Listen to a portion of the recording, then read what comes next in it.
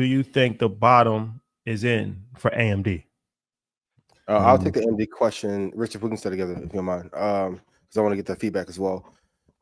Can you say that there's a bottom end for AMD when TSM, Broadcom, Nvidia, then the other company you want to talk about later, Troy, you have three clear winners that are light years ahead. Like, I love AMD, it's a stock club to be fair, but Nvidia, Broadcom, TSM are like Kyrie level, Luca level. AMD is like Bill Bradley or something right now. See, like you over index on the disrespect. Give me somebody. Bill Bradley? Damn. It's a clear separation between the value and performance of those four. Yes. Everyone in chat, yes or no? So I don't know if the bottom is in yet. I'm still bullish. I think they'll have a great year due to partnerships. As far as Palantir, morally, I didn't like it, but you can't argue with the return. Robinhood, friend, I do love the way that they're innovative. I like the way they're not just because they're a friend of the show, but if you look at where they've come from in the last year or two, that rebound has been incredible.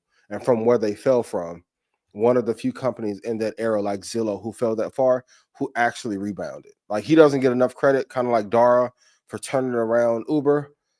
He's done a great job of turning around that company and being innovative when the entire world at one point was against him for kind of like revolutionizing trading. And here now we all of a sudden have 24-hour trading becoming available when they kind of did that and ushered that in first. So Robinhood, I like. AMD, it's going to be a while before they get in pole position. But I think we all know Palantir is a clear rock star in the stock market. Yeah, I'm with you. I'm with you on all the things. I think, yes, this is the bottom for AMD. You think so? I think, yeah, this is the bottom. I think the next 2 weeks are very critical.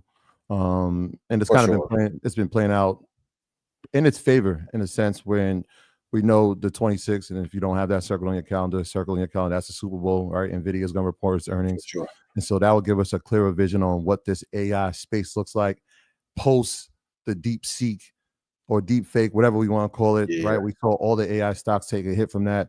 Some of them have rebounded. We've seen AMD pull back and drop 20%, and now it's sitting in the 130s again. That'll be important. I think the super micro piece was important as well. For sure. The fact that it didn't collapse tells us something about the AI story as well. So I think AMD's day is coming. I think, yes, this is the bottom. I mean, when you drop 60%, how low can you go?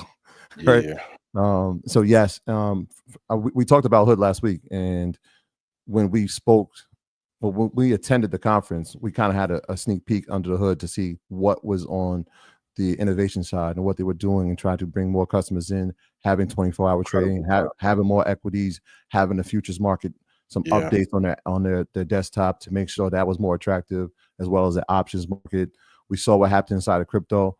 And a lot of times when people were outside in the public and we tell people, I asked like, hey, what brokerage are you using? Surprisingly, a lot of them are using Robinhood. Yeah. I'm thinking that they would be using something different, but a lot of people are using Robinhood. And kudos to them. They've made it easy for people who are just begun to invest. And that was sort of the knock on them, right? It's so beginner friendly that it doesn't feel like it's for advanced people. They heard the feedback and they've actually updated. So kudos to them. So really like them. Palantir we spoke about. HIMS, I mean, this is one of these stories where you look at this chart and it's like, wait, how is this happening? So I can't say like or love yet. I don't have a position in HIMS, but I'm definitely watching this. Like, so if anybody's in that position, congratulations. This run has been incredible. We'll see how long they can keep it going. It's like one of these things where is there enough data?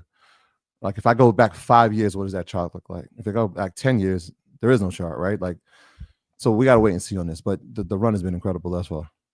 And if Lilly has been overpriced and priced like a tech stock and Novo was too expensive before the run up, they are collapsing now. 52-week low. It's a good way to get exposure for a pretty cheap price, especially if you got it early in the last year around 25 or 30 bucks. So it was just a good pharmaceutical play or a pharmaceutical derivative for sure. So solid company though. I don't know if they'll ever be this is a very good company. Good player, not great, but sometimes good will get the job done. Yeah. So like you put Novo, obviously with Ozempic, Lilly. Yeah. And I mean, they're all in that same category. They're competitors. As those two have kind of pulled back, we've seen them, they've just been running. So yeah, keep an eye on that.